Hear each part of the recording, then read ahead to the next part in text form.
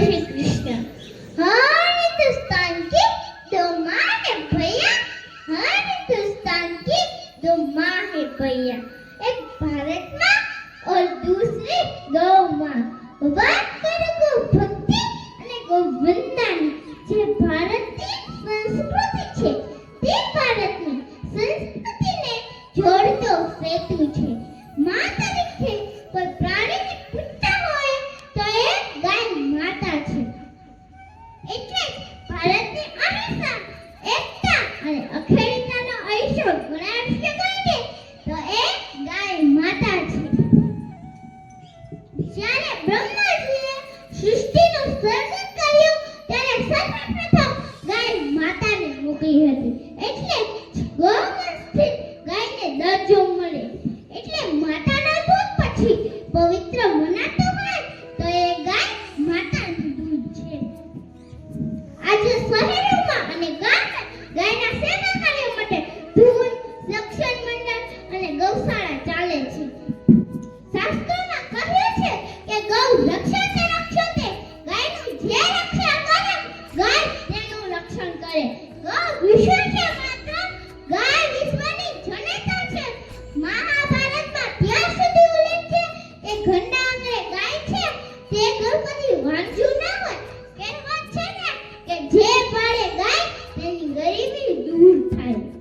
એક ગાય માતાને ખાસ તર ખવડાવવાથી 33 કરોડ દેવી દેવતાને ભોગ ચડે છે। જ્યારે વાત હોય ગૌ મૂત્રની ત્યારે શાસ્ત્રોના કઠોર પ્રમાણ તેમાં ભાગીરથી ગંગા વહે છે। તેના સેવનથી ચામડી અને લીવરના રોગો દૂર થાય છે। ગૌમૂત્રમાંથી બનેલી દવા કેન્સર જેવા રોગો દૂર કરે છે। અને ગૌમૂત્રમાં એ તાકાત હોય છે કે જેને સૂંઘવાથી બાળકીઓને સંતાન પ્રાપ્ત થાય છે। દેશી ગાયનું ઘી ખાવાથી કોલેસ્ટ્રોલ મટાડે છે અને માનસિક રોગોથી મુક્તિ મળે છે।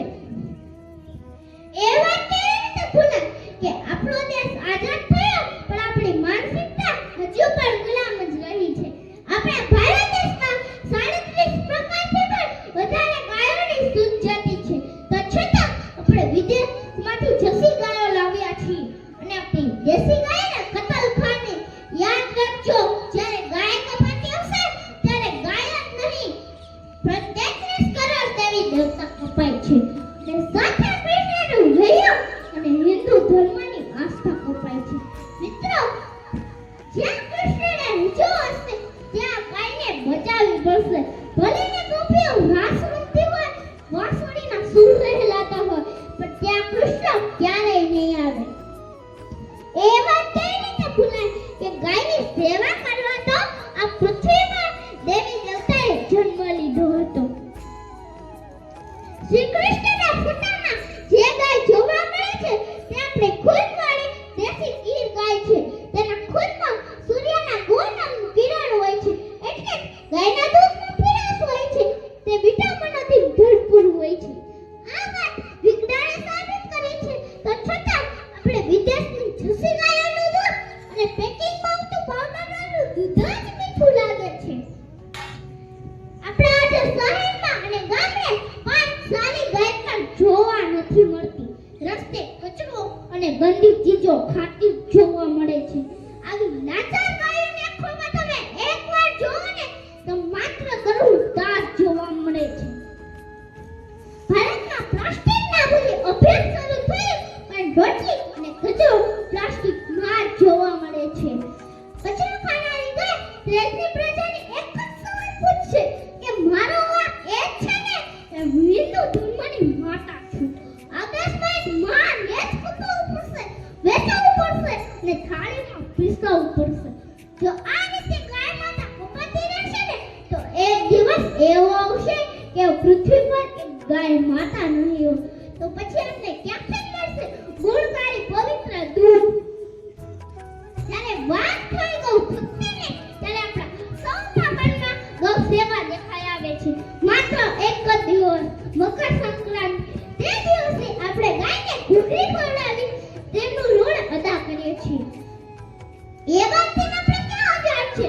રોજ કચરો ખાનારી ગાયને આ એક દિવસની ઘૂઘરી પર આશરો ચડે છે. ગૌ સેવાએ 1 દિવસ નહીં પણ 365 દિવસ લંબાવી.